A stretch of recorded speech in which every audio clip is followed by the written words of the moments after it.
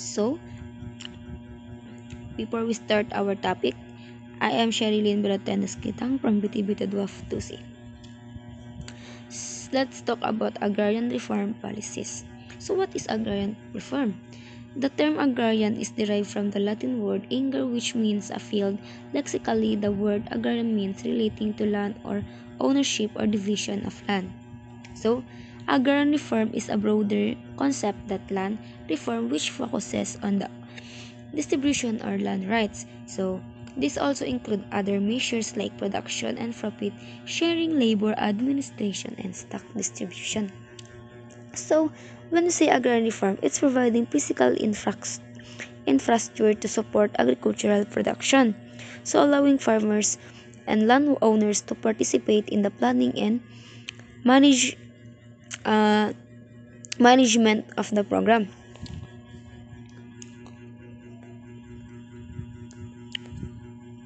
So, let's proceed to land reform. So, land reform, the poor economic social condition of the peasant in uh, Philippines needed to immediate agrarian reform measures by the Philippine government. So, the process of changing the rules and structure that govern how land is owned, used, and transformed. So, it can redistributing land holdings, implementing land registration or titling system, so improving the social status of peasant. So during Spanish in the Philippines introduced the concept of promote land ownership and encomien- encomienda. So encomienda was a system of giving lands, royal lands grants to Spanish were loyal to Spanish monarchs. So encomenderos who were responsible for defending the land, maintaining order, and supporting the missionaries. So before Spanish arrived in the Philippines, Filipinos already live in villages and barangays. Even before the Spaniard came to the Philippines, land ownership was communal and the people lived in villages called the barangays. So, despite the existence of social structures, everyone had access to the fruit of the soil. Rice was medium exchange as money was yet as known. So, before the Spaniard came to the Philippines, the settlements were ruled by chieftains or datus who comprised the nobility. So they have also the maharlikas or freemen, the aliping na mamay or serfs, and aliping sa gilid-gilid or slave. The first Philippine Republic, also known as the Malolos Republic, was first independent republican government in Asia. It was officially established on January 23, 1899, during the Philippine Revolution against the Spanish and later American colonial rule. This government marked as a pivotal moment in Philippine history as it symbolized the Filipinos' aspiration for determination and serenity. So, this is the first Philippine Republic, also known as the Malolos Republic, and it was officially established in January 23, 1899, during the Philippine Revolution against the Spanish and the American. So, the American period. Philippine history refers the first when the United States exercised colonial control over the Philippines following the Spanish-American War. It was a transformative era marked by profound changes in political, social, and economic and cultural structures. Here's an overview or peak of developments. So this is the number one, the Treaty of Paris in 1898. So after the Spanish and American War, the Philippines was ceded by the United States. Kumbaga, binenta tayo ng Spanish sa United States for $20 million under the Treaty of Paris. This led resistance Filipinos revolutionaries who declared as independence on July 12, 1898. So this after we sold to the American, which is nag-independence independence na tayo sa which is nakalaya na tayo sa Spanish, and dito naman nag-change, kumbaga, kumbaga, yung Amerika naman yung nagsakop sa Pilipinas. So this is the Philippine-American War, 1899 and 1902. A war broke between four Filipino forces led by Emilio Aguinaldo and the Americans, as the latter sought and assert control over the archipelago. The war officially ended in 1902 with Aguinaldo's capture in 1901, but sporadic resistance continues in some areas. Kumbaga dito is yung Philippine-American War is between the first is war is led by the first president of Philippines, which is Emilio Aguinaldo, is in the American na sa kumbaga gusto nilang the American is gusto nilang sakupin yung saan nagtatago si Aguinaldo, which is dun sa Cavite. Okay. So, and 1 year later, the war ended in 1902, which is Aguinaldo captured in 1901. But the sporadic resistance continues in some areas. Kumbaga dito is hindi pa meron pang Pilipinong lumalaban even though na-capture na si Aguinaldo. Next is the establishment of civil government, 1901. The US replaced military rule with a civil government under William Howard Taft, the Governor General of the Philippines, which is dito ni-replace in 1901. This is the civil government. Dito the US military replaced the civil government under sa pangalan ni William Howard Taft, which is the first Governor General of the Philippines. And the Philippine Commission, dominated by Americans, served as a legislative body until 1907. So the next is education reforms. A public school system was established with English introduced as the medium of instruction. Kumbaga dito ng is sinakop tayo ng Americans, which is we have this education natin is English. So the American teachers known as Thomasites were sent to train Filipino teachers.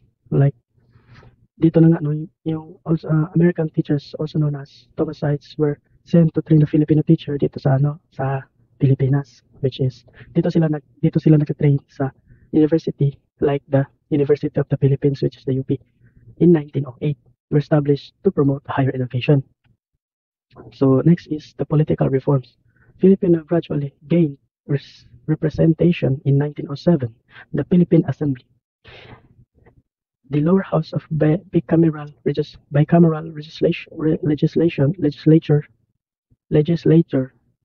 legislature was formed, allowing limited participation by Filipinos in the governance, which is here are the leaders. No time in 1907, which is the Philippine Embassy, and pinamunuan nito ni Manuel L. Quezon and Sergio Osmeña. Next is the economic developments. The American period saw the introduction of modern infrastructure, including roads, buildings, and ports. Trade policies favored the US, and the Philippine goods like sugar, copra, and tobacco enjoying duty-free access to American markets. However, economic policies often benefited American business and landowners over local farmers and laborers. Kumbaga dito sa economic developments, which is nakikinabang talaga yung Americans sa mga farmers natin, sa mga land natin, kasi we have these goods like sugar, copra, and tobacco, and so many more. We have these vegetables like we have these fruits and vegetables dito sa Pilipinas, especially the banana, we have this malaking plant ng bananas dito sa Pilipinas. Third is the social and cultural changes. The Western style democracy institution were introduced.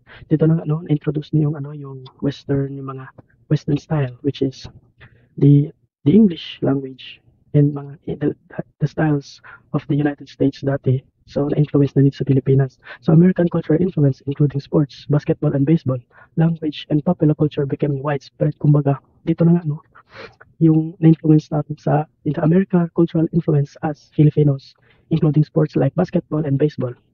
Especially the language and the popular culture became widespread dito sa buong bansa ng Pilipinas. So public health campaigns significantly reduced disease like cholera and smallpox. Kumbaga dito no, um, um, yung US din nag US din. So the United States din ang nag-reduce ng mga diseases like smallpox, cholera, and so many rashes like infections, diseases sa Pilipinas. So towards independence, we have this Jones Law, 1916. The Jones Law promised to. So dito no, sa Jones Law in 1916, the Jones Law promised eventually Philippine independence, established a Filipino elected legislature and the Senate and House of Representative replacing the Philippine Assembly. So mga dito no, the Jones Law promised to, ito na nga ano yung Philippine Assembly, which is we have this ni-replace ng US, which is ito na nga pinalitan nila ng Senate and the House of Representative, which is we have this dito yung nagpupulong lahat ng mga governor, lahat ng government dito sa Pilipinas. So we have this 9, the Tidings-McDuffie Act in 1934. The US Congress passed this law granting the Philippine transition period of 10 years of self-governance under the Commonwealth of the Philippines, leading to full independence. Kumbaga dito no, the Tidings-McDuffie Act in 1934, which is enacted, established the process of the Philippines American territory became the independent country in 10 years period. Kumbaga sa 10 years period na yun, so dito no, the US Congress passed this law, kumbaga binigyan tayo ng 10 years of independence dito sa Pilipinas. So next is the Commonwealth period, 1935 to 1936. In 1935, the Commonwealth of the Philippines was inaugurated with Manuel L. Quezon elected as the first president. This marked the beginning of the transition to independence formally achieved on July 4, 1946 after the World War II. Kumbaga dito sa Commonwealth period, which is the elected, that is the president dito noong 1935 to 1946, which is C. Manuel L. Quezon, as elected the first president. And the beginning of transition independence formally achieved in July 4, 1946. Kumbaga, yung independence daw is ginawa in July 4, 1946 after the World War II. Kumbaga, legacy of the American period. Number 1 is the democratic foundations. The Philippines adopt American-style political institution and constitution. Kumbaga, yung Pilipinas daw is inadopt yung the government system in the US. Kumbaga, the American style, like political and constitution. So second is the educational reform. English remains the key medium of instruction of official language. Kumbaga, ginawang second official language ang English dito sa Pilipinas. And the third is the economic dependency. The economy became heavily tied to US markets and policies which created structural inequalities. Kumbaga dito no, yung peso at saka dollar daw became tied to market policies and the markets and the policies. And the fourth is cultural shift. American cultural practice such as language and sports with lasting imprint. Kumbaga dito no, is na-adapt na natin lahat ng sa cultural ng Americans dito sa Pilipinas. We have the cultural practices, the language, and especially the sports. In the left lasting imprint, kumbaga tumagal na to sa, kumbaga inadapt na natin throughout to the future. So next is, so while the American period introduced the modernization and reforms, it was also marked by economic dependency, cultural assimilation, and struggles for true independence. So the next is the Commonwealth period. In the Philippines, marks a transitional phase of full independence from the United States, established under the Tidings-McDuffie Act. Kumbaga kanina no, in 1934, Tidings-McDuffie Act. The Commonwealth provided self-government for a decade, preparing the country for sovereignty. This era is notable for major political economic and social reforms, as well as a challenge brought by the World War II. So, so proceed to the keys, the features of the Commonwealth period. Formation and leadership. Inauguration. The Commonwealth was finally inaugurated in November 15, 1935, which is the President Manuel L. Quezon was elected for the first president, and Sergio Osmeña naman ay isang vice president. The government adopted the constitutional model after the US system include executive, legislative, and traditional branches. Kumbaga ito na yung three branches of the government, which is the executive, legislative, and the judicial. So the second is political reforms. A unitary presidential government was established with an emphasis of a central authority. Quezon focused on the nation building, promoting Filipino identity, and instituting measures to reduce dependence on the US. So third is the effort were made to address the social issues such as a land reform and the promoting of labor rights. So dito na natin maano yung social and economic reforms, land issues. The Commonwealth sought to resolve the problem of a land tenancy but faced limited success due to resistance from the wealthy landowners. Kumbaga dito no, limited lang yung land na makakuha mo kasi mas wala kumbaga limited lang yung land na makuha mo kontra sa wealthy landowners. Kumbaga yung rich na landowners, we have kasi mas malaki yung mas mayaman sila, mas malaki yung land nila. The second is education, expansion of public schools, and the emphasis of national language development. The Tagalog-based national language, later Filipino, was adopted in 1937. Kumbaga dito is the education, no? Sa education, kumbaga nagpatayo ang mga Americans ng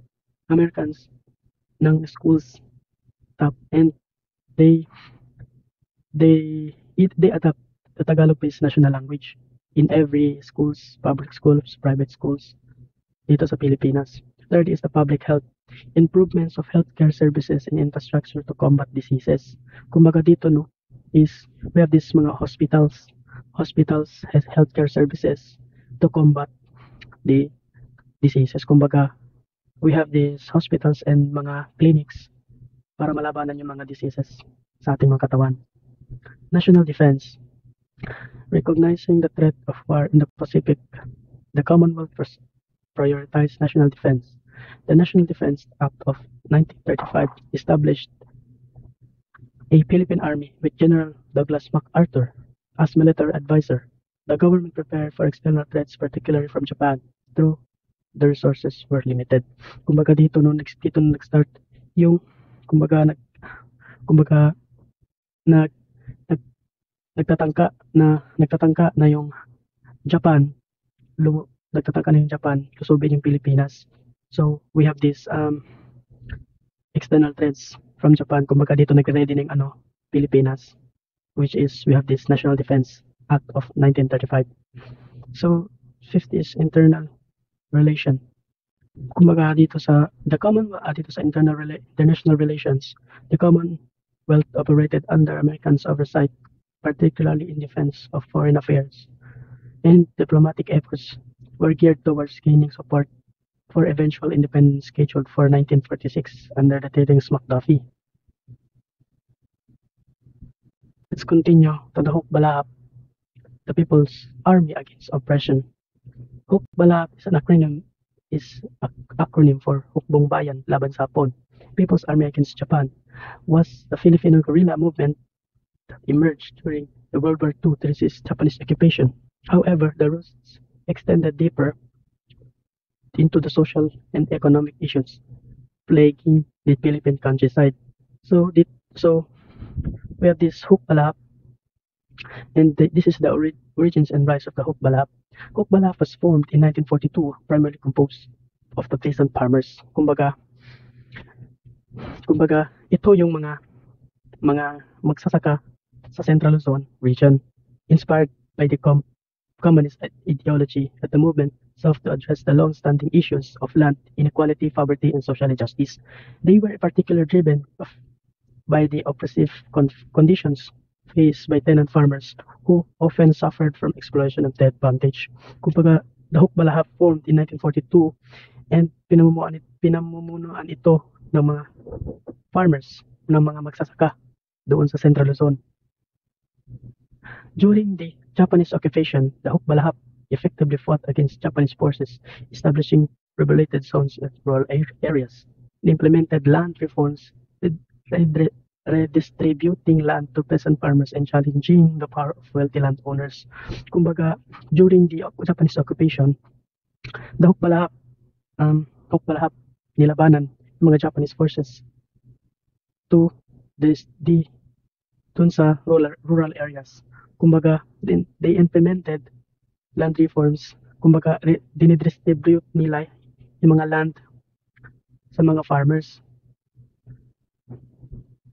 So, the post-transition, after the war, the Hukbalahap continued to fight time against the Philippine government.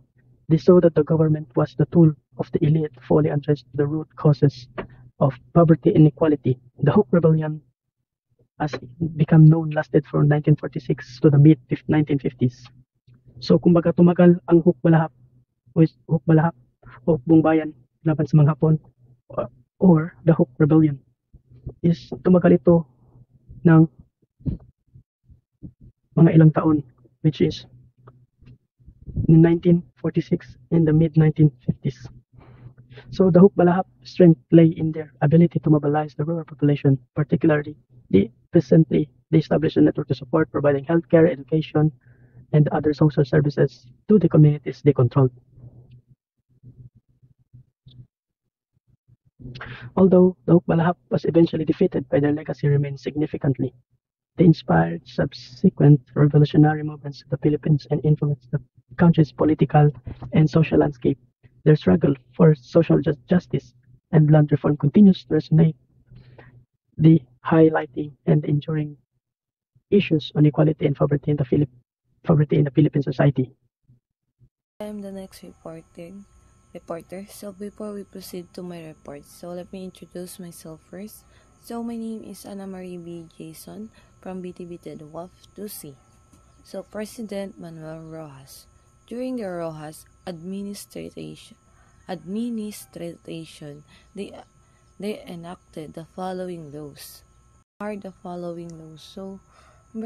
So first is Republic Act Number 30 established the 3070 sharing the arrangement and sharing tenancy contract regulating. So ang Republic Act Number 34 ay nagtatag ng 70-30 ng pagbabahagi ng ani sa pagitan ng may-ari ng lupa at magsasaka sa ilalim ng mga kontrata ng shared tenancy. Sa madaling salita, ang magsasaka ay tumatanggap ng 70% na ani, habang ang may-ari ng lupa ay tumatanggap na 30%. Ang batas na ito ay naglalayong protektahan ang mga karapatan ng mga magsasaka at masigurong ang mataas na pagbabahagi ng mga kita mula sa pagtatanim ng palay. Ang batas ay nagtatakda ritang mga patakaran para sa pagsulat ng mga kontrata ng shared tenancy na nagsisiguro na ang mga ito ay malinaw at naiintindihan ng parehong partido. So next is Republic Act Number 55 provide for a more effective safeguard against the arbitrary ejectment of tenants. So dito naman ang batas na ito ay nagtatakda ng mga particular na kondisyon at pamamaraan para sa pagpapaalis ng mga nangungupahan na nagbibigay sa kanila ng pagkakataon na ipagtanggol ang kanilang mga karapatan. Ang layunin na ito ay maiwasan ang mga kaso ng pag-aabuso ng mga may-ari ng lupa at protektahan ang mga nangungupahan mula sa hindi patas na pagtrato. Sa pamamagitan ng pagpapatupad ng Republic Act No. 55, ang mga nangungupahan ay may mas malakas na proteksyon laban sa arbitraryong pagpapaalis ng nagbibigay sa kanila ng mas malaking safeguard at kapayapaan ng isip sa kanilang mga tirahan. So next is President Elpino Aquino. President Aquino enacted the following laws. So ito yung mga ginawin niya. So Executive number 355 used on October 22, 1950, republished the National Land Settlement Development Corporation or LASEDECO, which take over the responsibilities of corporation and the Rice and Corn Production Administration. So, dito naman, noong October 22, 1950, inilabas ang Executive Order number 355 ng nagtatag ng Land Settlement and Development Corporation or LASIDECO. Ang LASIDECO ay pinalitan ang National Land Settlement Administration at ang Rice and Corn Production Administration. Ang LASIDECO ay binigyan ng responsibilidad na pangayisiwa ang mga gawain ng dalawang dating So next is President Elpino Aquino. President Aquino enacted the following laws.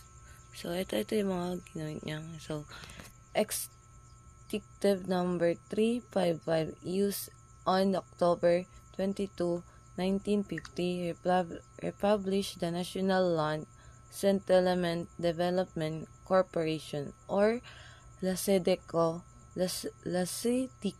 which take over the responsibilities of corporation and the Rice and Corn Production Administration. So, dito naman, noong October 22, 1950, inilabas ang Executive Order number 355 ng nagtatag ng Land Settlement and Development Corporation or LASIDECO. Ang LASIDECO ay pinalitan ang National Land Settlement Administration at ang Rice and Corn Production Administration. Ang LASIDECO ay binigyan ng responsibilidad na pangayisiwa ang mga gawain ng dalawang dating ahensya. Next is President Ramon Magsaysay. Ramon Magsaysay create the following laws. So first is Republic Act number 1160 of 1954. So abolished the LASIDECO and established the National Resettlement and Rehabilitation Administration or NARA to represent the descendant and landless farmers. It was the particularly aimed at rebuild returnness and providing home loss and farmland in the Palawan, Mindanao. Next is Republic Act number 1400, Land Reform Act of 1955, created the Land Tenure Administration or LTA, which was responsible for the acquisition and distribution of the largest tenanted rice and corn lands over 200 hectares for individuals and 600 hectares for corporations. So, ang Republic Act number 1400 Land Reform Act of 1955 ay nagtatag ng land tenure administration or LTA. Ang LTA ay may tungkulin na kunin at ipamahagi ang mga malaking lupaing sa sakahan na palay at mais na may sukat na higit sa 200 na hectares para sa mga individual at 600 na hectares para sa mga korporasyon. Ang layunin nito ay makatulong sa mga magsasaka walang lupa na magkaroon ng sariling lupaing sakahan. Next is Republic Act number 821, Creation of Agricultural Credit Cooperative and Financing Administration. Provides small farmers and sure tenants loan with low interest rates of 6 to 8%. So, dito naman ang Republic Act number 821 na nilagdaan noong August 14, 1952 ay nagtatag ng Agricultural Credit and Cooperative Finance Administration or ACCF. Ang layunin ng batas na ito ay tulungan ang mga maliliit na magsasaka at mga magsasakang may bahagi sa lupa na makakakuha ng mga pautang na may mababang interes mula sa 6 hanggang sa 8%. Ang layunin ng ACCF ay makatulong sa mga magsasaka na mapaunlad ang kanilang mga sakahan at mapabuti ang kanilang kabuhayan. Next, si President Carlos P. Gasset. He contained the program of President Ramon Magsaysay. There was no new legislation passed. So, siya yung next tumayong bilang president nung kailan namatay si Magsaysay. At walang bagong nilabas na legislation. Yun lang. President Macapagal ay pinima ang Agricultural Land Reform Code na naglalayong tulungan ang mga tenant farmer sa pamamagitan ng pagpatigil ng tenancy system at pagbibigay sa kanila ng pagkataong magkaroon ng sariling lupa. So, Republic Act number 3844 o ang Agricultural Land Reform Code abolish your tenancy. Tinanggap ang sistema ng kasamahang pagsasaka kung saan ang mga magsasaka ay nagbabayad ng kanilang ani bilang upa. Institutionalized leasehold. Pinalitan ang short tenancy ng leasehold system kung saan nagiging lease o nangungupahan ang magsasaka. May kasunduan na patas na upa at protektado ang mga karapatan ng magsasaka sa lupang kanilang pinupukan. Set retention limit 75 hectares. So, 75 hectares lang ang pwedeng pagmamayari ng mga landlord. Ang sobra ay ipamamahagi ito sa mga tenant farmer. So, President Marcos ay nagtapat ng mga makabuluhang pagbabago sa reforma sa lupa, lalo na noong panahon ng martial law. Proclamation number 1081 noong September 21, 1972, ito ang deklarasyon ng martial law na naglunsad ng bagong lipunan. 5 araw matapos ideklara ang martial law, idineklara ang buong bansa bilang isang land reform area. Sabay nito, inilunsad ang Agrarian Reform Program upang bigyan ng lupa ang mga magsasaka. So, Republic Act number 6389 at Republic Act number 6390 noong 1971, nilikha ang Department of Agrarian Reform o DAR upang mga siga sa reforma sa lupa. Itinatag din ang Agrarian Reform Special Account Fund para sa suportahan ang mga programa ng DAR. President Decree No. 2 noong September 26, 1972, dineklara ang buong bansa na sakop ng Land Reform Program. Inatasan ang mga lahat ng ahensya ng gobyerno makipagtulungan sa DAR. Nabuo ang Agrarian Reform Coordinating Council upang tiyak maayos ang implementasyon. During the administration of President Aquino noong 1986 to 1992, maraming batas at kautusan ang naitupad na makatuon sa reforma sa lupa. So, first is Republic Act No. 6657 o Comprehensive Agrarian Reform Law or CARL. Ang batas na ito ay batay sa provision ng Saligang Batas Section 21 Article 2 na nagsasabing dapat itaguyod ng Estado ang komprehensibong pagpapaunlad sa kinayan at reforma sa lupa. Pinumahan ito ni President Aquino noong June 10, 1988 at naging epektibo ito noong June 15, 1988. Layunin itong isaulong ang social justice at industrialisasyon sa pamamagitan ng komprehensibong program para sa reforma sa lupa. Executive Number 228 noong July 16, 1987, idineklara ang ganap na pagmamay-ari ng mga kwalipikadong magsasaka sa mga lupaing sakop ng Presidential Decree No. 27 ng panahon ni President Marcos tungkol sa reforma ng lupa. One is, President Fidel Ramos ay nakilala sa kanyang administrasyon na nakatuon sa vision sa fairer, faster, and more meaningful implementation of the Agrarian Reform Program. Ang mga nagawa niya sa Agrarian Reform ay naglalayong palakasin at gawing mas epektibo ang programa. So, Republic Act No. 7881 noong 1995, inamyendahan ng ang ilang probinsya ng Republic Act 6657 at nagbigay ng exemption para sa mga fish ponds at prawns farms mula sa saklaw ng Comprehensive Agrarian Reform Program o CARP. So, Republic Act No. 7905 noong 1995, pinalakas ang implementasyon ng CARP sa pamamagitan ng mga karagdagang mekanismo at suporta. So, Executive na Order No.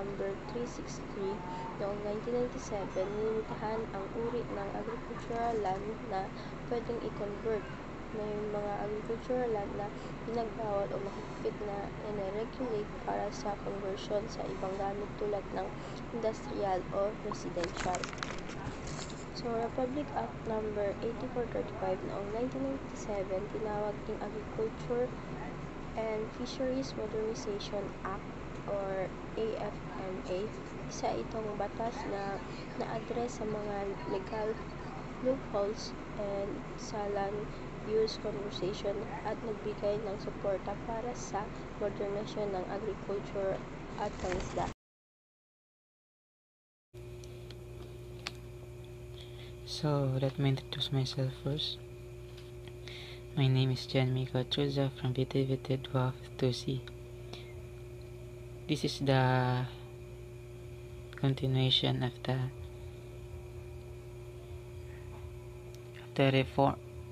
agrarian reform timeline.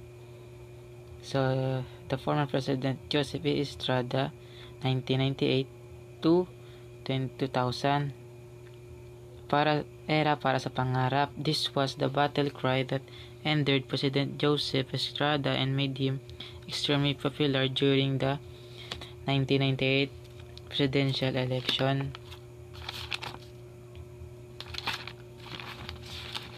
So, itong era para sa pangarap to, this is our focuses on helping the less fortunate, especially farmers in rural. Kumbaga, itong era para sa pangarap, ito yung parang tumutulong sa mga farmers and sa mga rural communities or sa mga countrysides. And the executive order No. number no 151 September 1999 Farmers Trust Fund allowed the voluntary consolidation of small farm operation into medium and large scale integrated enterprises that can access long-term capital. So,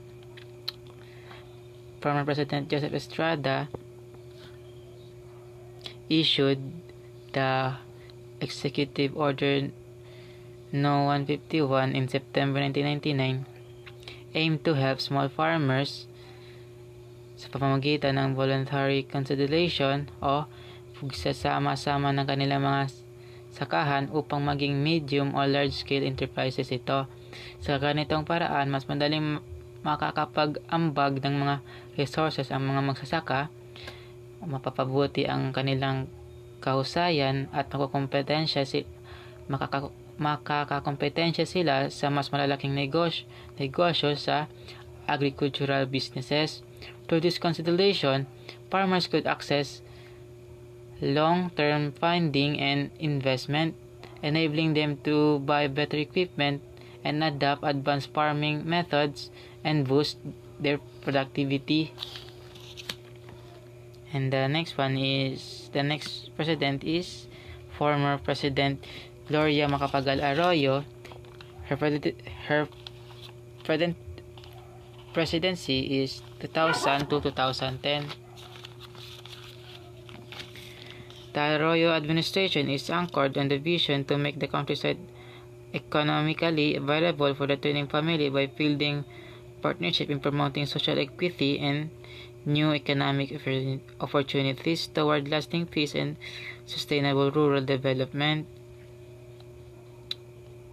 So, sa Arroyo's administration daw, Arroyo focuses on the improving the lives of rural Filipinos and promoting peace and development in the countryside. So, ito yung mga natulong niya sa agrarian reform, which is the land tenure improvement. The AAR will remain vigorous in implementing land acquisition and distribution components of CARP. The DRR will improve land tenure system through land distribution and leasehold. So, dito daw, patuloy daw na itinupad ng Department of Agrarian Reform or DAR ang Comprehensive Agrarian Reform Program or CARP sa pamamahagi ng lupa sa mga magsasaka at pagpapaganda ng mga leasehold agreement and provision of support service.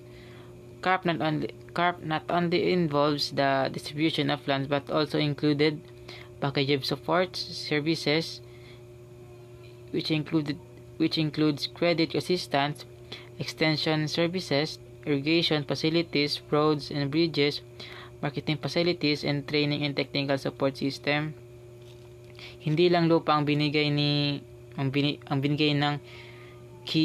CARP, kasama rin dito ang mga serbisyo tulad ng loans, irrigation, trainings, roads, and marketing facilities to help farmers succeed. The next one is infrastructure project. The AR will transform the agrarian reform communities or tinatawag na ARCs and an area focused and integrated delivery of support services into rural economic zones that will help in the creation of job opportunities in the countryside. So kumbaga dito sa infrastructure projects, ginagawa ng DIR na i-transform ang agrarian reform communities an area focused and so para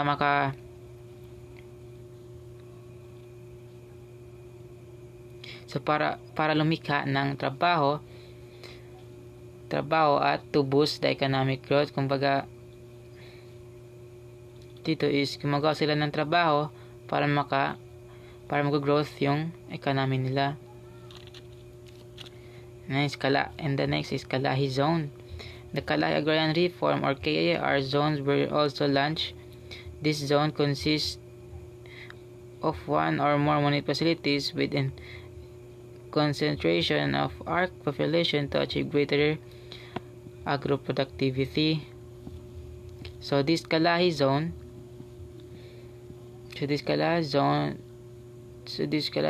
program group municipalities with many ARCs to increase agricultural productivity and efficiency. And the next one is agrarian justice. To help clear the backlog of agrarian cases, the AAR will hire more paralegal officers to support undermanned adjudicatory boards and introduce COSA system to compel adjudicators to work faster on agrarian reform cases. The AAR will respect the rights of both farmers and landowners. To address pending agrarian cases, kumuha daw ang DAR ng mas maraming paralegals at nalakas ang bilis ng pagtrabaho ng educators habang ginagalang ang karapatan ng mga magsasaka at may-ari ng lupa. So the next president is former President Benigno Aquino III, 2010 to 2016. Benigno Aquino III vowed during his 2012 State of the Nation address that he would complete before the end of his term the Comprehensive Agrarian Reform Program or CARP, the centerpiece program of the administration of his mother, which is President Corazon Aquino.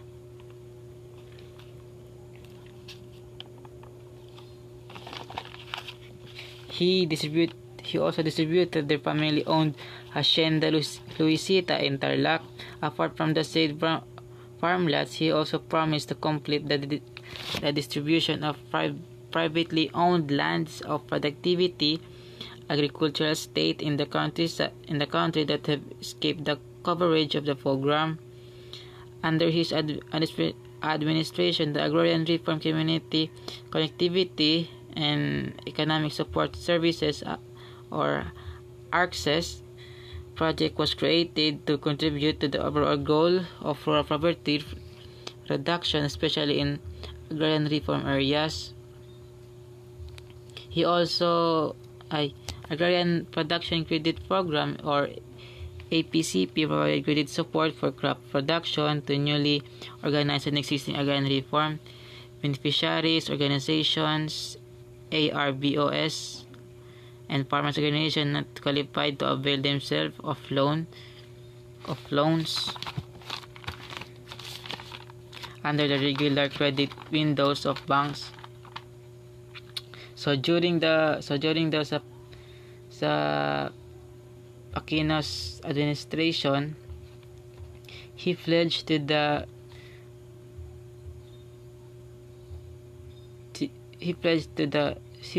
complete the Comprehensive Agrarian Reform Program or CARP.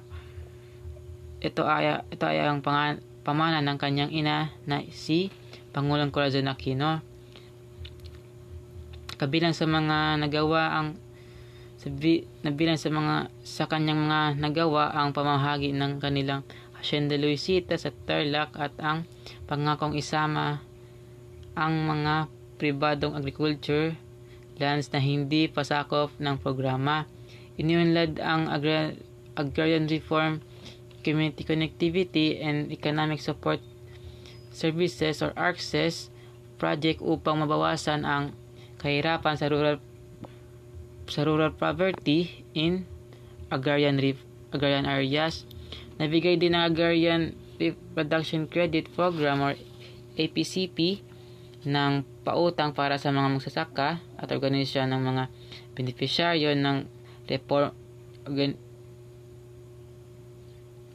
reform agrarian sa hindi kwalipikado sa mga pautang ng bangko. And bukod pa dito, ipinakilala ang Legal Case Monitoring System or LCMS, isang web-based system upang masubaybayan at mapabilis ang pagresolba ng mga kaso sa agrarian cases. Naglabas din si Aquino ng Executive Order No. 16 noong 2011 para sa Natural Greening Program, isang inisyatiba ng Department of Agriculture, Department of Environment and Natural Resources at Department of Agrarian Reform para sa pangmatagalang kaunlaran. And the last president is Rodrigo Roa Duterte, 2016 to 2022 siya.